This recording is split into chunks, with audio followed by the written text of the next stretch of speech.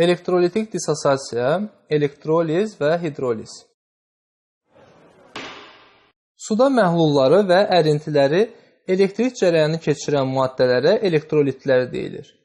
Elektrolitlərə litium, natrium, kalium, berilyum, kalsium, magnezium, stronsium, barium, sink, dəmir, alüminium, xrom, mis və manqanın nitrat və halogenit duzlarını misal göstərmək olar. Bundan əlavə, litium, natrium, kalium, berilyum, magnezium, sink, dəmir, xrom, mis və alüminium sulfat duzunu misal göstərmək olar.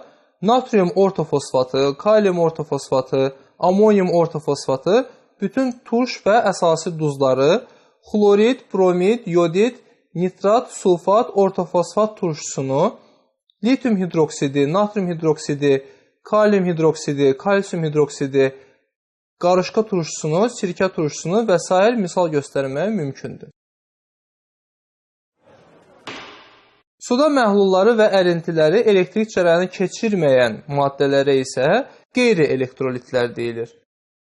Qeyri-elektrolitlərə suda həll olmayan üzvü maddələri, yəni metasilikat turşusunu, silisium dioksidi, gümüş xloridi, qurğuşun xloridi, kalsium sulfatı, barium sulfatı, qurğuşun sulfatı, stronsium sulfatı, berilyum, magnezium, kalsium, stronsium, barium, dəmir, qurğuşun, mis, civə, gümüş, alüminiumun ortofosfat duzunu, berilyum, magnezium, kalsium, stronsium, barium, dəmir və sinkin karbonat duzunu misal göstərmək olar.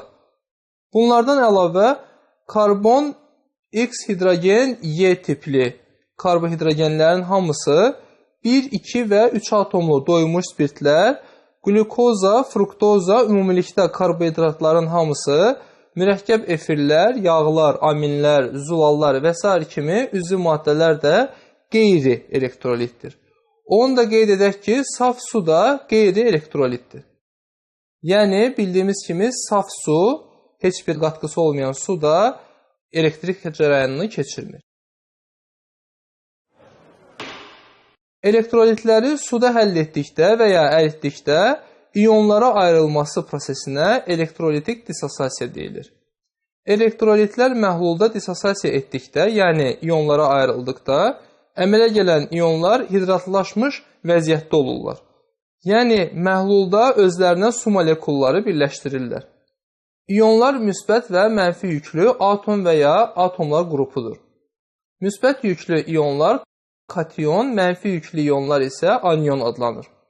Kationlara litium müsbət 1, natrium müsbət 1, kalium müsbət 1, berilyum müsbət 2, kalsium müsbət 2, magnezium müsbət 2, stronsium müsbət 2, barium müsbət 2, alüminium müsbət 3, sink müsbət 2 və amonium müsbət 1 iyonu və s. kimi misallar göstərmək mümkündür.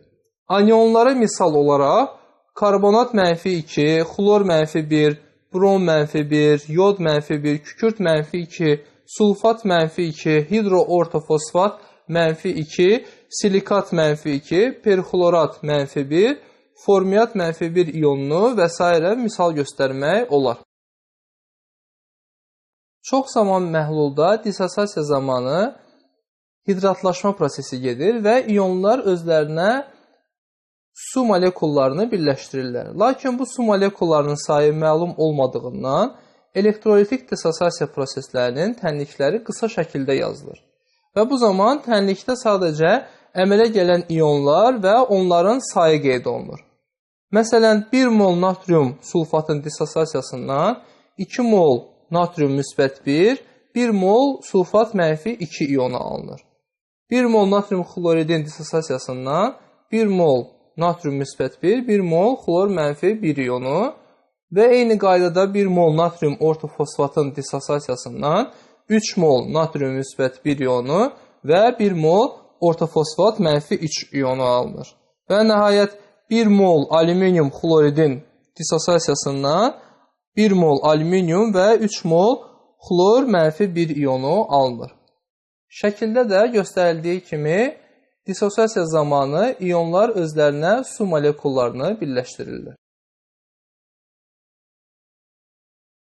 Dissosiasiya nəticəsində əmələ gələn kationların müsbət yüklərinin cəmi anyonların mənfi yüklərinin cəminə bərabər olur. Və bu səbəbdən də məhlul bütövlükdə elektroneytral olur. Məsələn, 1 mol kalium ortofosfatın dissosiasiyası zamanı 3 mol kalium müsbət 1 və 1 mol ortofosfat mənfi 3 iyonu əmələ gəlir. Kationun, yəni kalium müsbət 1 iyonunun yükünün cəmi əmsalını nəzərə almaqla müsbət 3-ə, anyonun, yəni ortofosfat mənfi 3 iyonunun yükünün cəmi isə mənfi 3-ə bərabərdir. Və gördüyümüz kimi kation və anyondakı yüklərin cəmi bir-birinə bərabərdir. Qeyd edək ki, dissosiasiya zamanı daha çox iyon əmələ gətirən elektrolitlərin elektrik keçiriciliyi də çox olur. Və iyonlar həm quruluşuna, həm də xassələrinə görə atomlarından fərqlənirlər. Dissosiasiya dönər prosesdir. Belə ki, molekulların dissosiasiyası, yəni iyonlara ayrılması ilə yanaşı, iyonların birləşməsi, yəni assosiasiyası da baş verir. Yəni elektrolitin suda məhlulunda hidratlaşmış iyonlarla yanaşı, dissosiasiyaya uğramamış molekullar da var. Elektrolitlərin iyonlara ayrılma qabiliyyəti dissosiasiya dərəcəsi ilə ifadə olunur. Dissosiasiya dərəcəsi dissosiasiya etmiş molekulların sayının məhluldakı həll olmuş molekulların ümumi sayına olan nisbətinə deyilir və alfa ilə işarə olunur. Dissosiasiya dərəcəsinin hesablanması düstur şəklində alfa bərabərdir kiçik n bölünsün böyük n və ya alfa bərabərdir kiçik n bölünsün böyük n vurulsun 100%. Düsturda alfa qeyd etdiyimiz kimi dissosiasiya dərəcəsi kiçik n dissosiasiya etmiş molekulların sayı, böyük n isə həll olmuş molekulların ümumi sayıdır. Çox zaman maddənin miqdarı mollarla verildiyindən hesablamanı asanlaşdırmaq üçün az öncə qeyd etdiyimiz düsturu alfa bərabərdir nü dissosiasiya bölünsün nü ümumi və ya alfa bərabərdir nü dissosiasiya bölünsün nü ümumi vurulsun 100% şəklində yaza bilərik. Və bu düsturda nü dissosiasiya etmiş maddənin molu, nü ümumi isə həll olmuş maddənin ümumi mol miqdarını göstərir. Yuxarıda qeyd etdiklərimizə uyğun olaraq belə bir test gələ bilər. 1 mol natrium hidroksidin suda həll etdikdə məhlulda əmələ gələn iyonların ümumi sayı 9,3 vurulsun 10 üzəri 23-ə bərabərdirsə, qələminin dissosiasiya dərəcəsini faizlə tapın. Testi həll etmək üçün ilk öncə natrium hidroksidin dissosiasiya tənliyini yazaq. Tənlikdə göründüyü kimi 1 mol natrium hidroksidin dissosiasiyasından 1 mol natrium müsbət 1 və 1 mol hidroksid mənfi 1 iyonu, yəni ümumilikdə 2 mol iyon ayrılır. Lakin testin şərtinə əsasən 1 mol natrium hidroksidin dissosiasiyasından məhlulda 9,3 vurulsun 10 üstü 23 sayda iyon və ya mola çevirsək 1,5 mol ayrılmışdır. Deməli 2 mol iyondan yalnız 1,5 mol iyon dissosiasiya etmişdir. Dissosiasiya dərəcəsini tapmaq üçün az öncə qeyd etdiyimiz düsturu yazaq. Düsturda dissosiasiya etmiş iyonların mol sayısının yerinə 1,5, ümumi iyonların mol sayısının yerinə isə 2 yazıb 100-ə vuraq və hesablayıb tapırıq ki, dissosiasiya dərəcəsi 75%-dir. Deməli, testin düzgün cavabı A variantıdır. Dissosiasiyasının dərəcəsinin qiymətinə görə elektrolitlər 3 qrupa bölünürlər. Qüvvətli, orta qüvvətli və zəif elektrolitlər. Suda həll etdikdə və ya əritdikdə iyonlarına tamamilə dissosiasiya edən elektrolitlərə qüvvətli elektrolitlər deyilir. Qüvvətli elektrolitlərin dissosiasiya dərəcəsi 30%-dən və ya 0,3-dən böyük olur. Qüvvətli elektrolitlərə litium hidroksidi, natrium hidroksidi, kalium hidroksidi, rubidium hidroksidi, kalsium hidroksidi və barium hidroksidi ümumi olaraq desək qələviləri xlorid, bromid, yodid, nitrat, duru sulfat və perxlorat turşusunu, duzlardan isə natrium xlorid, kalium nitrat, kalium karbonat, kalsium xlorid, magnezium nitrat və s. kimi yalnız suda həll olan duzları misal göstərmək olar. Orta qüvvətli elektrolitlərdə dissosiasiya dərəcəsi 3-30% arası və ya 0,3-0,13 arası olur. Orta qüvvətli elektrolitlərə magnezium hidroksidi, ortofosfat turşusunu, oksalat turşusunu və s. misal göstərmək olar. Suda həll etdikdə və ya əritdikdə qismən iyonlarına dissosiasiya edən elektrolitlərə zəif elektrolitlər deyilir. Zəif elektrolitlərin dissosiasiya dərəcəsi 3%-dən, yəni 0,3-dən az olur.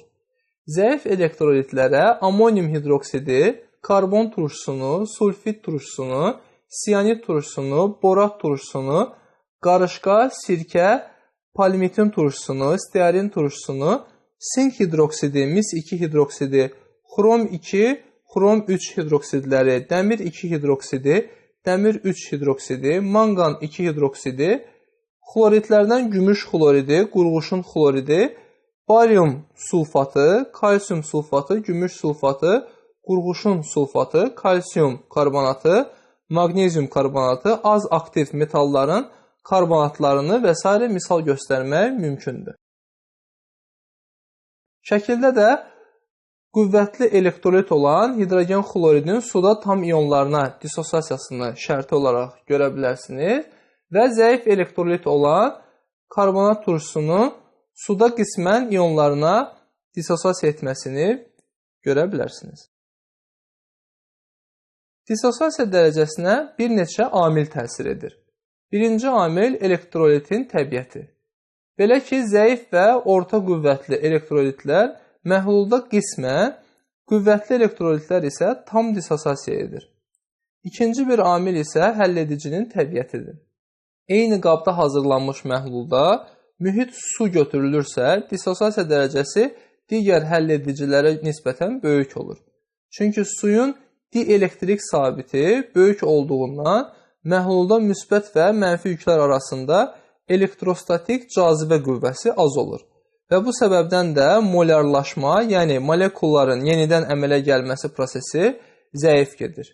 Başqa sözlə desək, əgərlərin dissosiasiya zamanı sağ tərəfə doğru proses daha yaxşı gedir, sol tərəfə doğru isə, yəni assosiasiya daha zəif gedir. Üçüncü bir amil məhlulun qatılığıdır.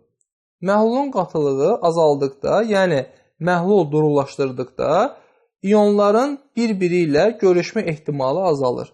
Və buna görə də Le Chatelier prinsipinə əsasən tarazlıq iyonlaşma istiqamətində yerini dəyişir. Yəni, dissosiasiya dərəcəsi artır. Başqa sözlə, məhlul durulaşdırıldıqda dissosiasiya etmiş molekulların sayı artır. Deməli, məhlulun qatılığı dissosiasiya dərəcəsindən tərs mütənasib asılıdır. Bunu verilmiş qrafiklərdən də aydın görə bilərik. Məhlulun qatılığından əlavə iyonların qatılığı da dissosiasiya dərəcəsinə təsir edir. Belə ki, dissosiasiya nəticəsində əmələ gələn iyonlardan birisinin qatılığını artırmaq və ya azaltmaqla tarazlığın yerini dəyişmək mümkündür.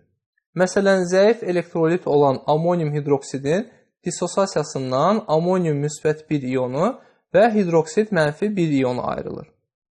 Əgər məhlulun üzərinə amonium xlorid əlavə etsək, amonium iyonunun qatılığı artacaq və tarazlıq molarlaşma, yəni amonium hidroksidin əmələ gəlməsi istiqamətində yerini dəyişəcək.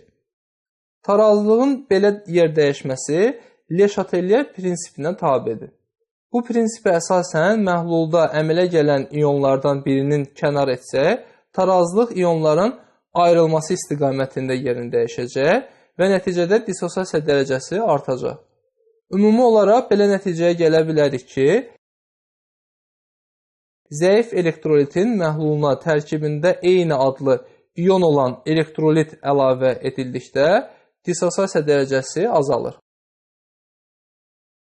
Elektrolitin dissosiasiyası prosesində çox az miqdarda istilik udulur və ya ayrılır. Adətən məhlulun 1 dərəcə Selsi qızdırılması bir çox elektrolitin dissosiasiyasını 0,5% artırır. Temperatur artdıqda elektrolitin elektrik keçirmə qabiliyyəti də artır. Lakin elektrolitin elektrik keçirmə qabiliyyəti həm ionların hidratlaşma dərəcələrinin və mühitin özlüyünün azalması, həm də ionların hərəkət sürətinin artması ilə əlaqədardır. Bu cəhətdən su xüsusi mövqe tutur.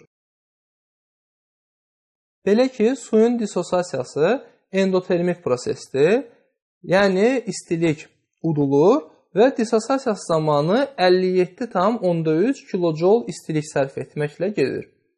Temperatur artdıqda suyun dissosiasiya dərəcəsi artır.